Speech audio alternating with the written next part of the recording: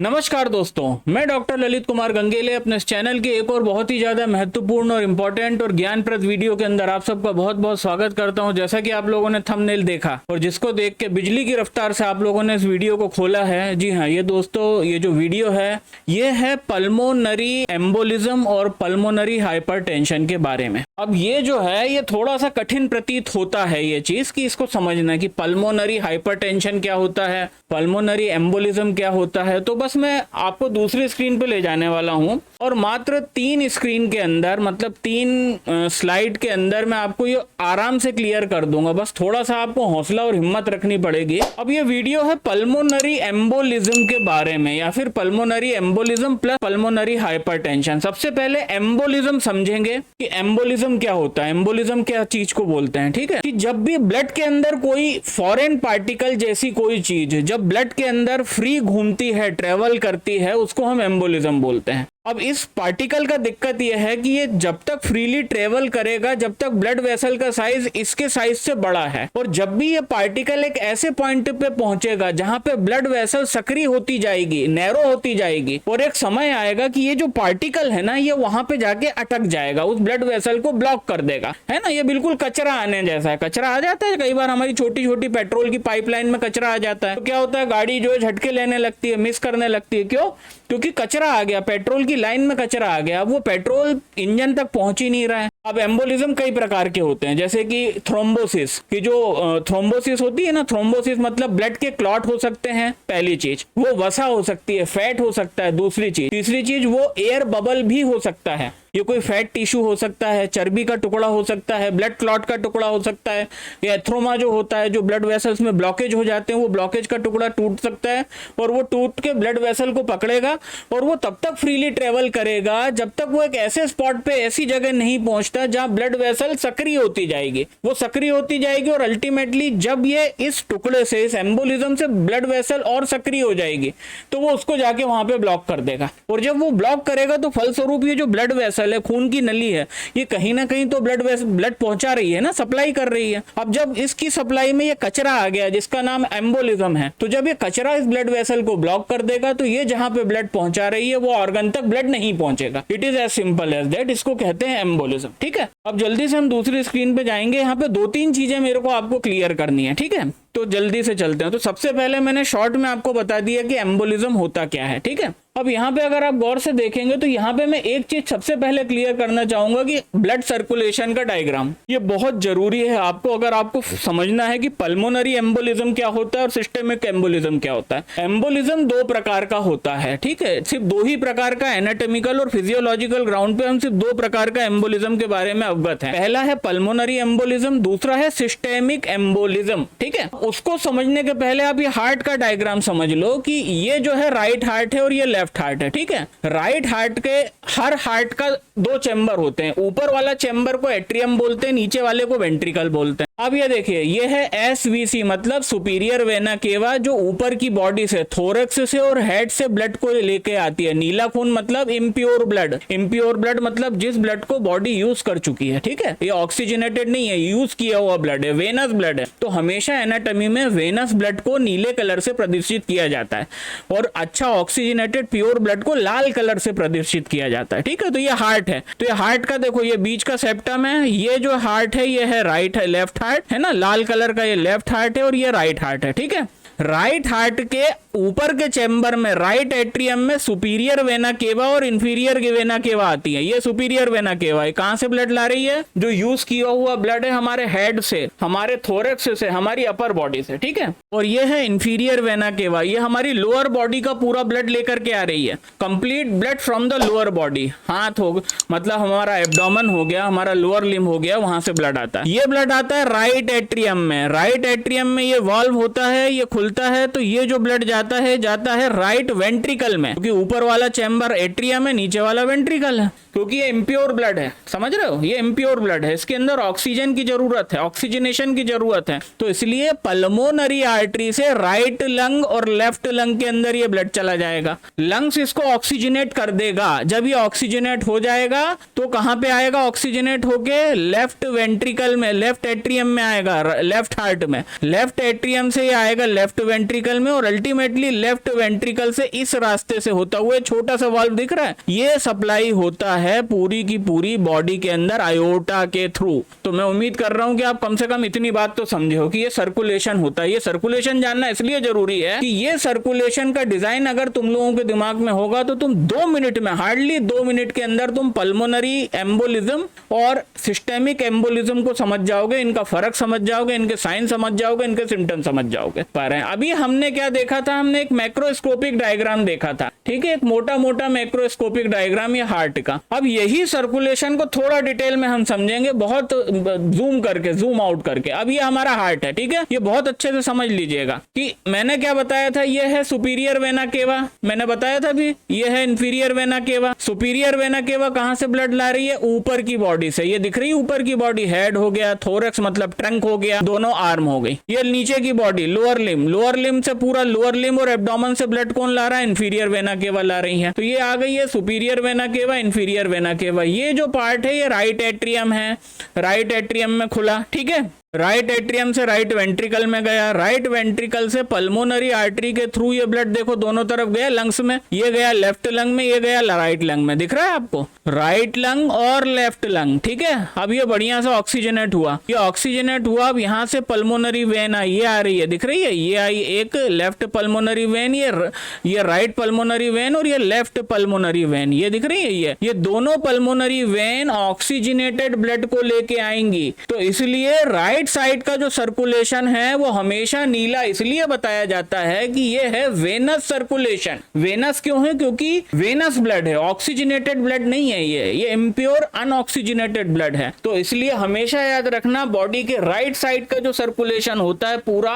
ठीक है, जहां पे लोअर लिम से inferior vena cava, upper body से superior vena cava, right heart में आती है पूरा, ये कौन सा सर्कुलेशन है, ये वेनस सर्कुलेशन है, ये है ना, या फिर इसको पल्मोनरी सर्कुलेशन बोलते हैं। लंग्स ने इसको ऑक्सीजनेट कर दिया, तो ये I left pulmonary vein, right pulmonary vein, ये कहां पे आया, ब्लड आया पल्मो, ये आया लेफ्ट एट्रियम में, लेफ्ट साइड ऑफ हार्ट के एट्रियम में आया, लंग्स से ऑक्सीजनेट होके, लेफ्ट एट्रियम से ये ब्लड आया लेफ्ट वेंट्रिकल में, और लेफ्ट वेंट्रिकल ने ये जो है, ये सबसे मोटी आर्टरी अयोटा है, ये अयोटा ने पूरा ब्लड सप्लाई कर दिया बॉडी को। तो ये जो है नीला वाला राइट साइड ऑफ हार्ट का जो सर्कुलेशन है, ये पल्मोनरी सर्कुलेशन कहलाता है। क्या कहलाता है, पल्मोनरी सर्कुलेशन या वेनस सर्कुलेशन, ठीक है। लेफ्ट साइड ऑफ बॉडी का जो लाल कलर का तुम लोग देख रहे हो, ये लेफ्ट साइड में सिस्टेमिक सर्कुलेशन कहलाता है, या फिर यहाँ पे प्योर ब्लड सर्कुलेट होता है। मेरी बात आई समझ में? तो ये आप भी यहाँ पे ये देखो, अब ये दो चीजें समझ गए हम, एक ये समझ गए ये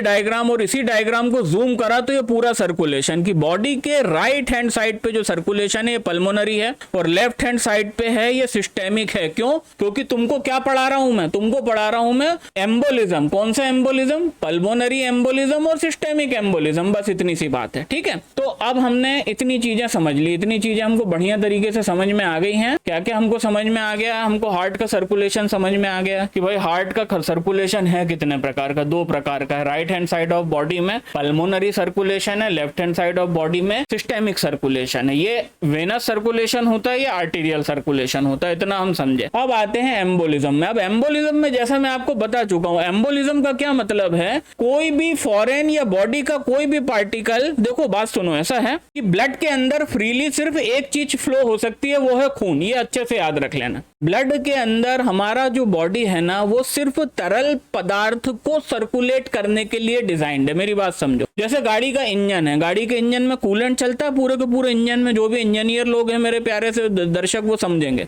अब गाड़ी के सर्कुलेशन में जहां पे इंजन चल रहा है, इंजन के अंदर कूलेंट चल रहा है और इंजन ऑयल चल रहा है, वहां कोई भी क्या पार्टिकल की जगह है? नहीं है जगह, क्योंकि भाई कोई भी पार्टिकल आएगा तो इंजन को खराब करेगा, ब्लॉक कर देगा कहीं ना कहीं कोई ना कोई चीज को। इन द सेम मैनर मानव शरीर के अंदर जो हमारी बॉडी है, हमारी बॉडी नहीं, खासकर हमारा जो सर्कुलेटरी सिस्टम है, हमारा ब्लड है, वो काहे के लिए डिजाइंड है? वो डिजाइंड है सिर्फ कि इसके अंदर सिर्फ तरल पदार्थ ही फ्लो हो सकता है, और वो तरल पदार्थ होता है हमारा ब्लड। ब्लड और हमारा ब्लड होता है, हमारा प्लाज्मा होता है, हमारा लिम्फेटिक फ्लूइड होता है। दोस्तों ये तरल पदार्थ के अलावा कोई भी सॉलिड चीज जब भी ब्लड के अंदर फ्लो होगी, उस सॉलिड चीज का नाम दिया गया है एम्बोलिज्म। उसको क्या बोलते हैं? एम्बोलिज्म बोलते हैं। वो एम्बोलिज्म कुछ भी हो सकता है, वो कोई वसा का, चर्बी का टुकड़ा हो सकता है। चर्बी का टुकड़ा कब? एक चीज होती है, आपने सुनी होगी क्रश सिंड्रोम। क्रश मतलब जो बहुत रोड साइड बड़े एक्सीडेंट होते हैं, जहां पे ट्रक का टायर एक बंदे के पैर के ऊपर से निकल गया, तो क्या होता है कि वो जब इतना डैमेज करता है कि ब्लड वेसल्स के अंदर छोटे छोटे पार्टिकल, बोन मेरो के छोटे छोटे पार्टिकल, क्लॉटेड ब्लड के, ये सारे उसकी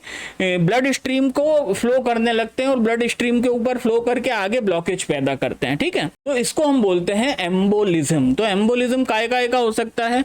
एम्बोलिज्म सबसे इंपॉर्टेंटली थ्रोम्बोसिस की वजह से होता है। थ्रोम्बोसिस क्या?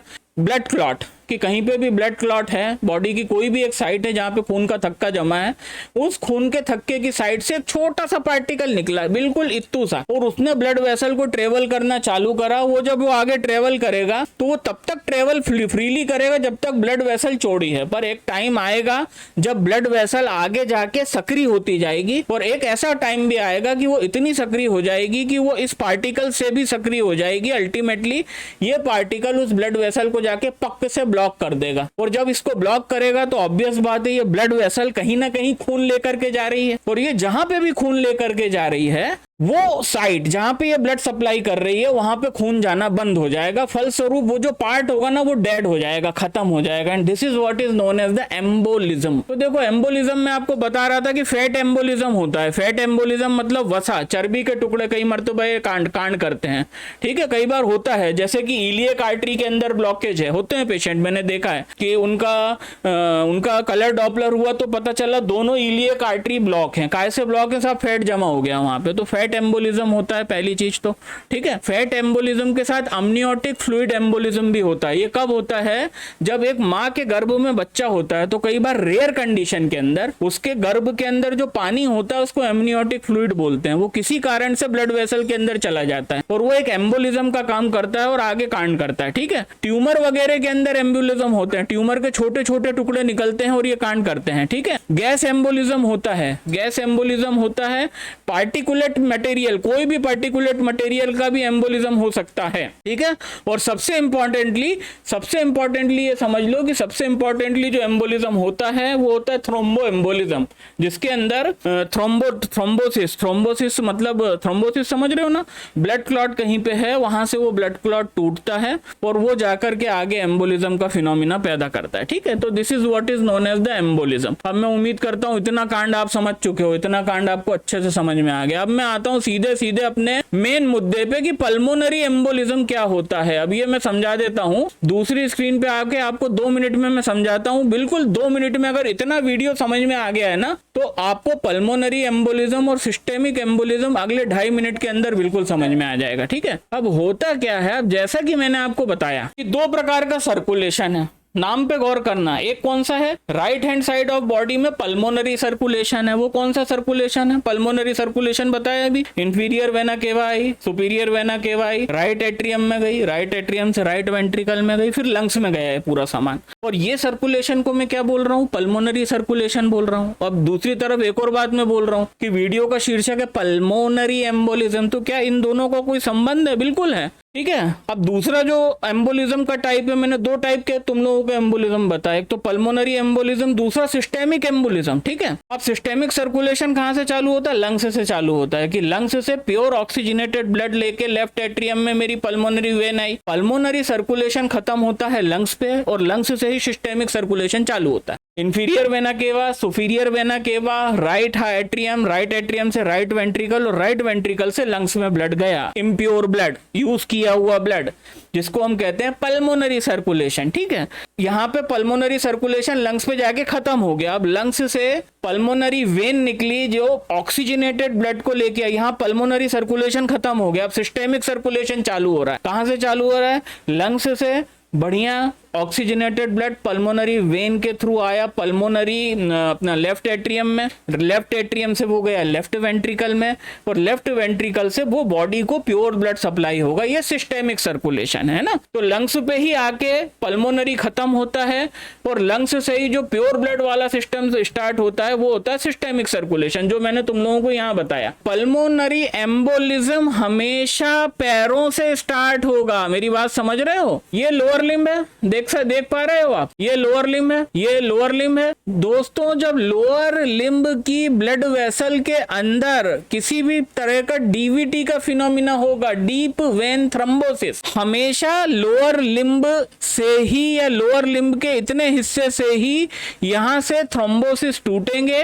वो थ्रोम्बोसिस टूट करके राइट एट्रियम पे आएंगे, राइट एट्रियम से राइट वेंट्रिकल पे आएंगे और अल्टीमेटली लंग्स में जाकर के स्टक हो जाएंगे और इसी को कहते हैं pulmonary embolism. This is what is known as the pulmonary embolism. समझे? ये ब्लड क्लॉट है, दिख रहा है? अब ये डायग्राम अच्छे से देखिएगा। ये ब्लड क्लॉट है और ये हमारा है सिस्टेमिक पल्मोनरी सर्कुलेशन। ये ब्लड क्लॉट यहाँ से टूटा और टिक टिक टिक टिक करता हुआ ये गया और ये जाके हमारे लंग्स को ऑब्स्ट्रक्ट कर देगा, लंग्स के अंदर ये स्टक हो जाएगा जाकर के, और इसको हम कहते हैं, क्या कहते हैं इसको कहते हैं हम पल्मोनरी एम्बोलिज्म। तो नटशेल में ये चीज समझ लो, नटशेल में ये चीज समझ लो कि जब भी दो सर्कुलेशन है, पल्मोनरी और सिस्टेमिक, तो ये पल्मोनरी सर्कुलेशन है। इस पल्मोनरी सर्कुलेशन के अंदर जब पल्मोनरी एम्बोलिज्म की बात कर रहा हूं तो पल्मोनरी एम्बोलिज्म लंग्स में आकर के फंसेगी हमेशा। तो फंसी लंग्स में आके, और चालू कहां से हुई थी? लोअर लिम्ब से चालू हुई थी, पैर से चालू हुई थी, पैर की खराब नसों से वो चालू हुई थी। तो पैर की नसें खराब हुई, वहां पे क्लॉट था, वो क्लॉट टूटा, उसने रास्ता पकड़ा, वो इंफीरियर वेना केवा में गया, इंफीरियर वेना केवा से जाने के बाद वो राइट एट्रियम में आया, राइट एट्रियम से राइट वेंट्रिकल में आया। तब तक रास्ता खुला हुआ था, बहुत चौड़ी रोड थी। राइट वेंट्रिकल से आने के बाद वो राइट वेंट्रिकल से जैसे ही लंग्स के सर्कुलेशन में गया, वो एम्बोलिज्म वहां जाकर के फंस गया। इसको क्या कहते हैं? यही कहलाता है पल्मोनरी एम्बोलिज्म। अब उसने लंग्स को ऑब्स्ट्रक्ट कर दिया, लंग्स की जो ब्लड सप्लाई आ रही है उसको ऑब्स्ट्रक्ट कर दिया। अब क्या होगा? अब ये पेशेंट पल्मोनरी हाइपरटेंशन का पेशेंट बन जाएगा। This is what is known as the pulmonary embolism. क्यों? और पल्मोनरी एम्बोलिज्म का जो भी सर्कुलेशन है, जहां से स्टार्ट है और जहां पे एंड है, ये उतने में ही फंसेगा जा करके। मैं बता रहा हूं, समझ गए ना आप इस चीज को? हम क्या बोल रहे हैं, थोड़ा सा समझना कठिन जरूर है कि पल्मोनरी सर्कुलेशन पैर से स्टार्ट हो रहा है और यहां से ऊपर बॉडी से स्टार्ट हो रहा है और खत्म कहां हो रहा है? लंग्स पे हो रहा है। तो बस ये जहां से स्टार्ट हो रहा है लोअर लिम्ब, लोअर लिम्ब से एक छोटा सा ब्लड क्लॉट का टुकड़ा निकला, टक टक टक टक करता गया राइट एट्रियम, राइट एट्रियम से राइट वेंट्रिकल, राइट वेंट्रिकल से लंग्स में, तो ये लंग्स में जाकर के फंस जाएगा। बस ये पल्मोनरी एम्बोलिज्म है। और इसका विपरीत है उल्टा सिस्टेमिक एम्बोलिज्म। सिस्टेमिक एम्बोलिज्म क्या बताया? सिस्टेमिक सर्कुलेशन कहां से चालू हो रहा है? लंग्स से चालू हो रहा है ना। तो यहां से लेकर के यहां के बीच में ही सिस्टेमिक एम्बोलिज्म का लफड़ा दिखने में मिलेगा। तो जिस तरीके से पल्मोनरी एम्बोलिज्म लोअर लिम्ब से क्लॉट निकलता है और लंग्स में फंसता है, इसका बिल्कुल उल्टा। अब लंग्स से क्लॉट नहीं निकलेगा। अब क्लॉट कहां से निकलेगा पता है? लेफ्ट एट्रियम से, लेफ्ट हार्ट से क्लॉट निकला। लेफ्ट हार्ट से क्लॉट निकला। एक लेफ्ट हार्ट मतलब सपोज करो कोई बीमारी हो गई, हार्ट डिजीज है जिसके अंदर लेफ्ट एट्रियम डायलेट हो गया है, लेफ्ट एट्रियम पूरी तरह से फैल चुका है इसका। तो जब लेफ्ट एट्रियम डायलेट होता है, ये हम सोनोग्राफी पे मतलब इकोकार्डियोग्राफी में या 2D इको में, कलर डॉपलर में हम साफ देखते हैं कि डायलेटेड लेफ्ट वेंट्रिकल फैल गया है, लेफ्ट वेंट्रिकुलर हाइपरट्रॉपी हम देखते हैं। तो जब लेफ्ट वेंट्रिकुलर हाइपरट्रॉपी की कंडीशन होगी तब क्या होगा? तब ये होगा कि लेफ्ट एट्रियम फैल रहा है, उसके अंदर ब्लड क्लॉट हैं थोड़े से, ठीक है, उसकी वॉल पे। वो ब्लड क्लॉट टूटा, अब वो कहां से चलना चालू हुआ? वो चलना चालू हुआ लेफ्ट एट्रियम से। ये लेफ्ट एट्रियम है, यहां से ब्लड क्लॉट टूटा, अब ये टक टक टक टक करना चालू हुआ लेफ्ट एट्रियम से, सीधा इसने रास्ता पकड़ा सिस्टेमिक सर्कुलेशन का। अब यहां से जब ये सिस्टेमिक सर्कुलेशन से निकलेगा तो ये ऊपर की बॉडी में भी कहीं जाकर के फंस सकता है। फर्ज करो जैसे स्ट्रोक होता है, स्ट्रोक कई बार सिस्टेमिक एम्बोलिज्म का नतीजा होता है कि लोगों के दिमाग में स्ट्रोक हो जाता है ना, ब्रेन के अंदर इन्फेक्शन होता है। वो इन्फेक्शन भी तो पल्मोनरी एम्बोली, वो इन्फेक्शन भी तो एम्बोलिज्म का नतीजा है किसी तरीके के। बोलते हैं ना ब्लड क्लॉट फंस गया जाके ब्रेन में, ब्लड क्लॉट फंस गया तो इन्फेक्शन हो गया, तो फिर खून पतला करने की दवाएं चली, एस्प्रिन चली, इकोएस्प्रिन चली। तो यही तो कहानी है। कि लेफ्ट एट्रियम से ये क्या हम पढ़ रहे हैं, ये सिस्टेमिक एम्बोलिज्म बताने की कोशिश कर रहा हूं मैं, ठीक है। पल्मोनरी तो बता दिया, सिस्टेमिक एम्बोलिज्म की शुरुआत होगी लेफ्ट एट्रियम से। लेफ्ट एट्रियम से एक छोटा सा छिलटा मतलब एम्बोलिज्म निकला, वो लेफ्ट एट्रियम से आयोटा में जाएगा। अब वो दिमाग में भी जाके फंस सकता है, या फिर वो मोस्ट कॉमनली हम पैर में उसको फंसता हुआ देखते हैं, समझ रहे हो। पैर के अंदर गैंग्रीन होता है, वो गैंग्रीन क्या है, सिस्टेमिक एम्बोलिज्म का फिनोमिना है। जाता है ना, लोगों को गैंग्रीन हो जाता है, पैर सड़ने लगता है, पैर के अंदर ब्लड सप्लाई की, आर्टीरियल सप्लाई की कमी हो जाती है, तो पैर काला पड़ने लगता है, गैंग्रीनस पड़ने लगता है। तो ये क्यों होता है, क्योंकि लेफ्ट एट्रियम से एक टुकड़ा निकला, एम्बोलिज्म निकला, आयोटा को पकड़ा और सीधा आके वो पैर की ब्लड सप्लाई के अंदर, जब तक उसको जगह मिलती जाएगी वो चलता जाएगा। और फर्ज करो पंजे के आसपास, जो कि गैंग्रीन का इंपॉर्टेंट पॉइंट होता है, पंजे के आसपास किसी पॉइंट पे आके वो फंस गया, उसने ब्लड वेसल जो थी वो इतनी सक्रिय हो गई कि इसको ट्रैप कर लिया उसने, और फलस्वरूप वो ब्लड वेसल, वो आर्टरी जहां पे पैर के पंजे को सप्लाई कर रही थी, वो डेड हो गई, और यहाँ पे क्या हो गया, एक प्रकार का गैंग्रीनस कंडीशन बन जाएगी, ठीक है। And this is what is known as the systemic embolism, इसको हम कहते हैं सिस्टेमिक एम्बोलिज्म। आप समझ रहे हैं मेरी बात को। तो ये पूरी कहानी है एम्बोलिज्म की, और मैं उम्मीद करता हूं कि इस बात की कि आप लोगों को ये कहानी जो है बहुत अच्छी तरीके से समझ में आ गई होगी। दो प्रकार का सर्कुलेशन है और फलस्वरूप दो प्रकार की एम्बोलिज्म है। पल्मोनरी एम्बोलिज्म सर्कुलेशन कहां से कहां तक है, लोअर लिम्ब से लेकर के लंग्स तक, right hand side of the body में। तो लोअर लिम्ब मतलब लेग की कोई वेन जो खराब थी, वहां से एक एम्बोलिज्म, थ्रोम्बो एम्बोलिज्म टूटा, और वो टक करता हुआ आया, राइट एट्रियम में आया, राइट एट्रियम से राइट वेंट्रिकल में गया, राइट वेंट्रिकल में वो जैसे ही लंग्स में पहुंचा, वो लंग्स में फंस गया जाके। तो ये हो गया पल्मोनरी एम्बोलिज्म। अब जब पल्मोनरी एम्बोलिज्म का मेन सिम्टम क्या होगा, पल्मोनरी हाइपरटेंशन हो जाएगा। यहाँ पे पल्मोनरी हाइपरटेंशन होगा, क्यों होगा, क्योंकि लंग्स के सर्कुलेशन के अंदर एम्बोलिज्म फंसने के कारण ब्लॉकेज हो गया, तो लंग्स के अंदर प्रेशर बढ़ जाएगा। और पल्मोनरी हाइपरटेंशन नापा जाता है, इसके लिए डिवाइस होता है, मैकेनिज्म होता है, तो आपको पता चल जाएगा पल्मोनरी हाइपरटेंशन है। तो अगर पल्मोनरी हाइपरटेंशन है तो आंख मूंद के एक बात बोल देना कि ये जो पल्मोनरी हाइपरटेंशन है, इसका जो कॉज है वो इसके लोअर लिम्ब में है। लोअर लिम्ब में कहीं पे DVT, deep vein thrombotic condition है, जहां से ये थ्रोम्बोसिस टूट के आया, थ्रोम्बो एम्बोलिज्म हुआ और लंग्स के अंदर पल्मोनरी एम्बोलिज्म के रूप में लंग्स को ब्लॉक कर दिया और पल्मोनरी हाइपरटेंशन हो गया। अब इसका opposite systemic hypertension. What is systemic? Systemic embolism, systemic circulation lungs से स्टार्ट होता है और लोअर लिम्ब पे जाता है। तो यहाँ पे कहाँ से कांड चालू होगा? यहाँ से जो हार्ट के पेशेंट होते हैं, dilated heart, left ventricular hypertrophy के पेशेंट, तो इनके लेफ्ट वेंट्रिकुलर से कोई ना कोई एम्बोलिज्म निकलता है, और ये जो एम्बोलिज्म है ये यहाँ से निकला और ये अयोटा को पकड़ के लोअर लिम्ब पे आके पंजे के आसपास कहीं ना कहीं ब्लॉकेज कर देगा, तो गैंग्रीन हो जाएगी, ठीक है, गैंग्रीनस कंडीशन बनेगी। तो बस ये दो चीजों को देख के आपको खट्ट से क्लिनिकली दिमाग में समझ में आना चाहिए कि कारण क्या कार्यक्रम चल रहा है। मतलब कोई पेशेंट आया, बोले सर पल्मोनरी हाइपरटेंशन का केस है, तो तुमको सीधा दिमाग में आना चाहिए कि कांड तो पल्मोनरी मतलब लंग्स में in the form of hypertension हुआ है, बट उसका जो ओरिजिनेशन है वो कहीं ना कहीं लोअर लिम्ब के रास्ते में नीचे की तरफ कोई ना कोई एम्बोलिज्म हो गया है, थ्रोम्बोटिक फिनोमिना है, कोई डीप वेन थ्रोम्बोटिक जैसी कंडीशन है जहां से ये हुआ है। जब भी तुम लोगों के सामने गैंग्रीन का कोई केस आएगा या लोअर लिम्ब के अंदर इन्फेक्शन का केस आएगा, आते हैं लोअर लिम्ब इन्फेक्शन के, कि वो लोअर लिम्ब डेड ही हो रहा है, पूरा का पूरा पंजा डेड ही हो रहा है, सूखा जा रहा है, वो है ना, वो सूखा जा रहा है, कभी वो काला हो जाता है, कभी वो पीला हो जाता है, कभी वो गैंग्रीनस हो जाता है। तो वहां पे तुरंत तुमको समझ में आना चाहिए कि भाई कांड तो पैर में हुआ पर ओरिजिनेशन पैर नहीं है। इसका कॉज क्या है? इसका कॉज है कि ये जो बब्बा बैठे हैं मेरे सामने 85 साल का, जिनका पैर सड़ रहा है, गैंग्रीन हो रहा है, उनके लेफ्ट वेंट्रिकल का डायलेटेशन हो चुका है, और उस डायलेटेशन की वजह से लेफ्ट वेंट्रिकल की जो इंटरनल वॉल है वहां पे कहीं ना कहीं थ्रोम्बोटिक कंडीशन हो रही है, और वो थ्रोम्बोटिक कंडीशन में वहां से सिस्टेमिक एम्बोलिज्म आया और वो ट्रेवल कर करके आया और उसको ब्लॉक कर दिया। It is as simple as that. Simple तो नहीं था, बड़ा कठिन है समझना। तो इतना समझाएंगे तो ही समझ में आएगा, नहीं तो आना ही नहीं है आपको समझ में। कारण बस इतना सा था, पर जब तक आपको ये नहीं पता होगा कि हार्ट का सर्कुलेशन क्या होता है, तब आप तो नहीं समझ पाओगे। जब तक आपको नहीं पता होगा कि what is pulmonary circulation and what is systemic circulation, और जब आप ये समझ लोगे तो उसके बाद इसको समझना काफी आसान है ना। अब आते हैं एलोपैथिक ट्रीटमेंट पे। कोई इलाज नहीं है एलोपैथी के अंदर, कोई ट्रीटमेंट है ही नहीं, लिटरली कोई ट्रीटमेंट नहीं है इसका, है ना। ये लोग मतलब कुछ बस सपोर्टिव ट्रीटमेंट करते हैं, ब्लड को लिक्विड करने की दवाएं देते हैं कि जो जहां पे भी एम्बोलिज्म जाके फंसा है, अगर ऊपर वाले के फजल से वो थ्रोम्बो एम्बोलिज्म होगा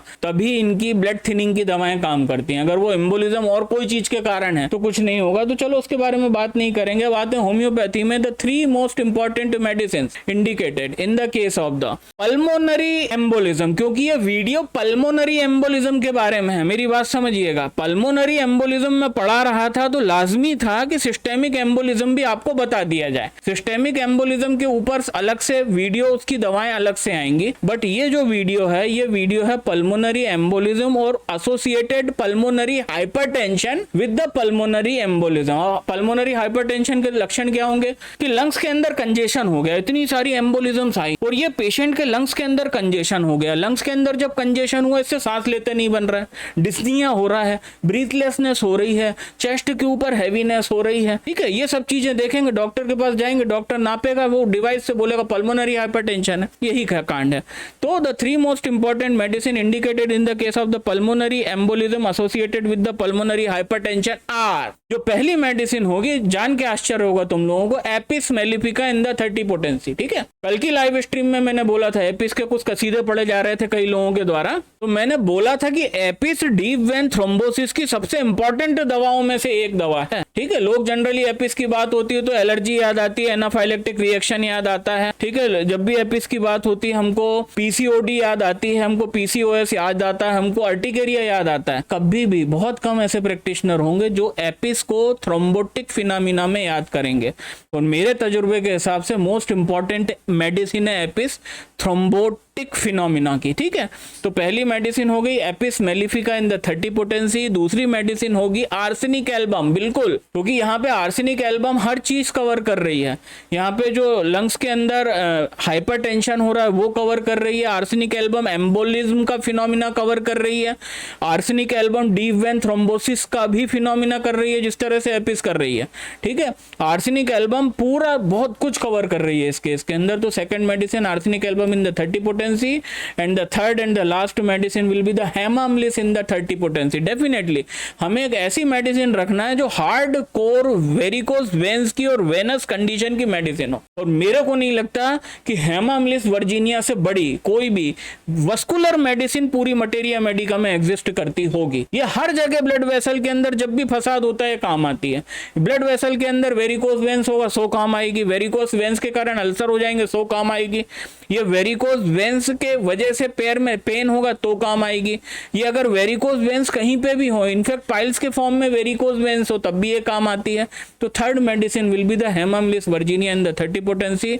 इन तीनों मेडिसिन से आपको अपने पेशेंट को, और ये देखिए ये सिर्फ डॉक्टर्स के लिए है वीडियो, अगर कोई पल्मोनरी हाइपरटेंशन का पेशेंट ये वीडियो देख रहा है और सोच रहा है कि खुद इलाज करेगा, और खुद उसने अगर अपना इलाज किया और बहुत सीरियस और वर्नरेबल केस होता है और अगर कोई मरमुरा गया तो इसमें मैं रिस्पॉन्सिबल नहीं हूँ। ये वीडियो सिर्फ मैं डॉक्टर्स और उनके एजुकेशन के लिए बना रहा हूँ। तो इन तीनों से आपको अपने पेशेंट को 4-4 गोली दिन भर में 2 से 3 बार देना है मिनिमम 1 महीने तक, और 1 महीने के अंदर मैं आपको विश्वास दिलाता हूँ आपके पैरों तले जमीन खिसकाने वाले रिजल्ट ना मिले तो मेरा नाम बदल दीजिएगा। तो ये था एक मीडियम साइज का वीडियो पल्मोनरी एम्बोलिज्म और पल्मोनरी हाइपरटेंशन के बारे में। उम्मीद करता हूँ वीडियो पसंद आया होगा। अगर वीडियो को यहाँ तक देखा है लाइक करें बिना मत जाइएगा। चैनल पे आए तो पहली बार तो सब्सक्राइब करें, और आपसे मुलाकात होती है इस हफ्ते में आने वाले इसी तरह के कोई और इम्पोर्टेंट वीडियो में, और इस हफ्ते में होने वाले 3 लाइव स्ट्रीम सेशन के अंदर।